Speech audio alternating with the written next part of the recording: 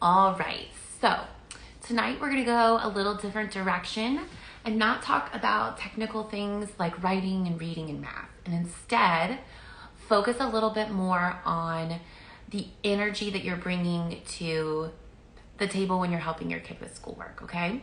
So what I want you to start with is I want to go back in your memory and think of a teacher who was a game changer for you. Okay, it was someone who was totally engaging. It was someone that taught you so much that you loved going to their class. Okay, so sit with that for a minute, sit with that memory. And I want you to think about, why was it? What did you love about that teacher? What was it that made them different from other classes? Why could they teach you so easily? Why were they so engaging? Why did you trust them? Okay?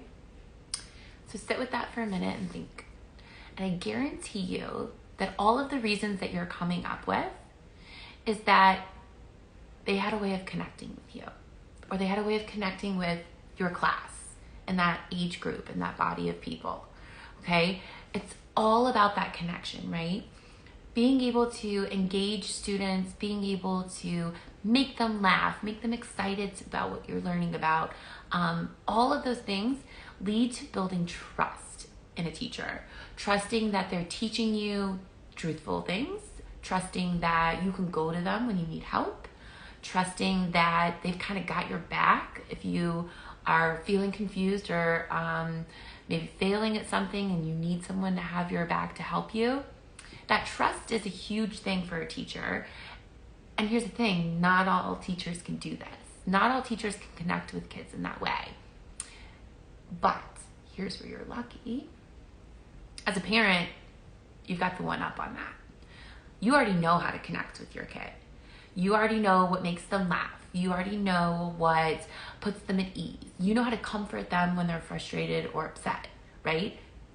You're their mom. You know how to do all those things. You don't need to build that kind of connection.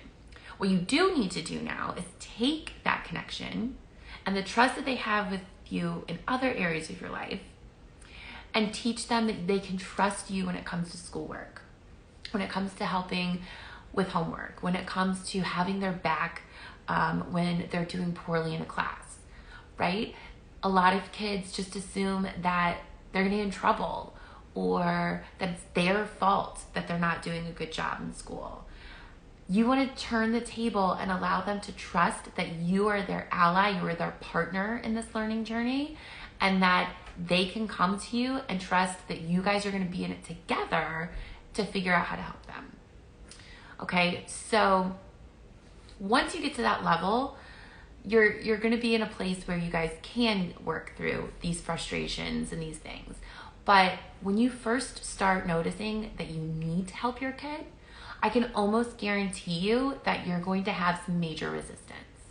And that's because there's so many feelings built up with needing help in school.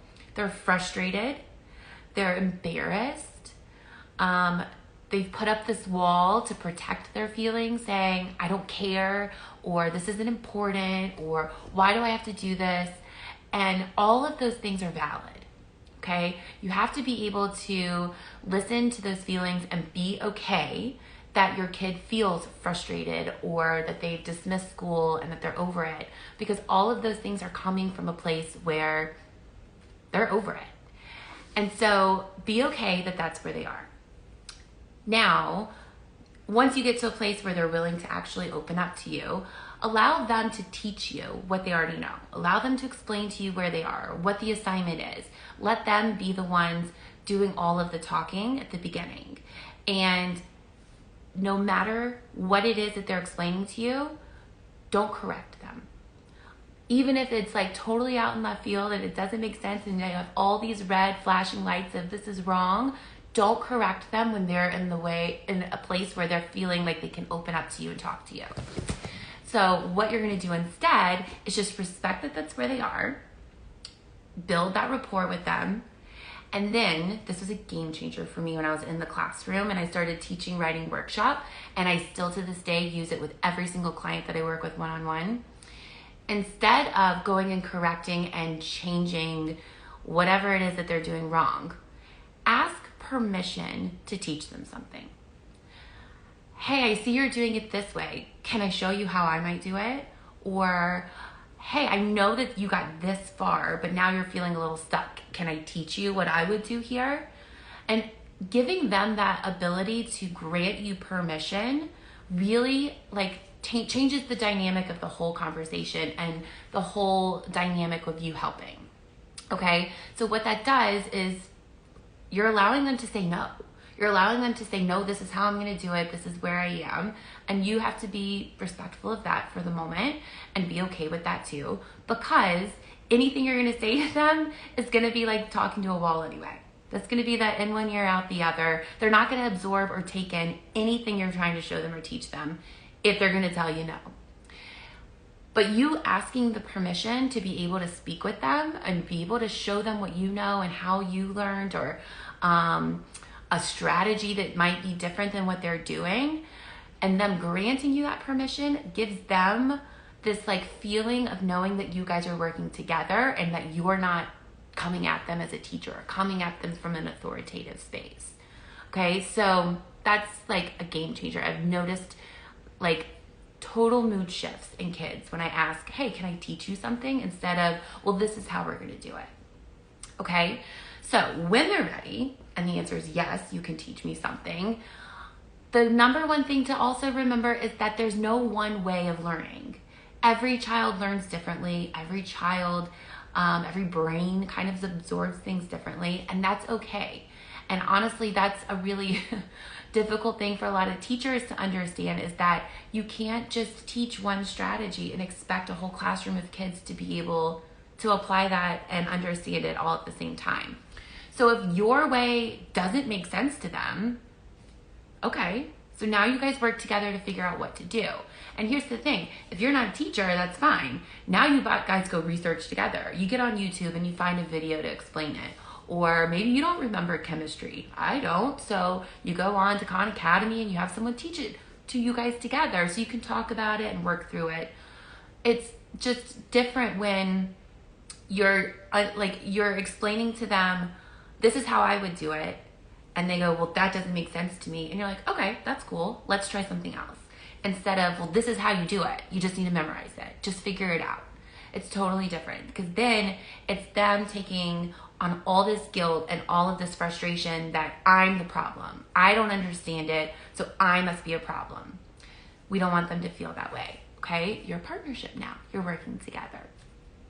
So another form of resistance that you're probably going to hear, I see it more with my younger clients than anyone else, but it's the teacher didn't tell me to do it that way, or the teacher said I had to do it this way. But if that way doesn't make sense, that can be super frustrating. So what I often do is I just acknowledge, you're right, that's probably not how your teacher taught you. That's totally fine. Let's look at it this way. Let's try this strategy. See if that makes sense to you. And if it does, then let's revisit the way that she tried to teach you and see if we can figure out how they're connected, right? Make it into more of like a puzzle or a game, but also empower them by saying, I get that this isn't how you learned it in class, but let's see if we can figure out another way for you to get it, and then we'll come back to that, right? We want to acknowledge that they may not be learning in the same way as everyone else, and that's fine. There's nothing wrong with them. And lastly, this is the whole kicker when it comes to energy. The same way that your kids are going to mirror the energy and the calmness that you might bring to the table, they can pick up on that, and you can bring that peace to them. It can go both ways.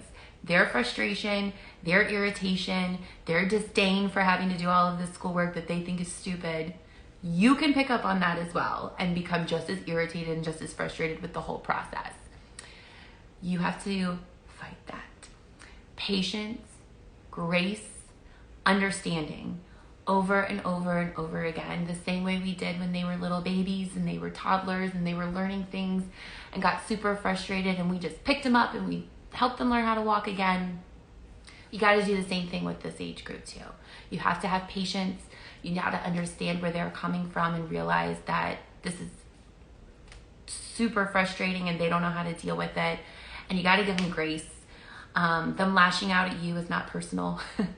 It's that just you're the comfort, you're the way that they can come in and lash out and have all of the things they bottled up at school all day come out at you, and you just sit back and you take it and you give them grace and you support them in every way that you can. So I hope that some of these tips were super helpful for you. Even if you took one little nugget or tidbit, if it's something that you think you could go and try with your kid, I would love to hear about it and how it goes. Or if you have any specific questions about maybe really specific instances or different classes that you're frustrated with or having to deal with, I'd be more than happy to kind of guide you in what I would do with my clients in that situation. But most of all, I would love it if you just save this for when you might need to come back or share it with somebody else who needs it, because we're all about being able to help each other out here. All right. Good luck out there in the homework world.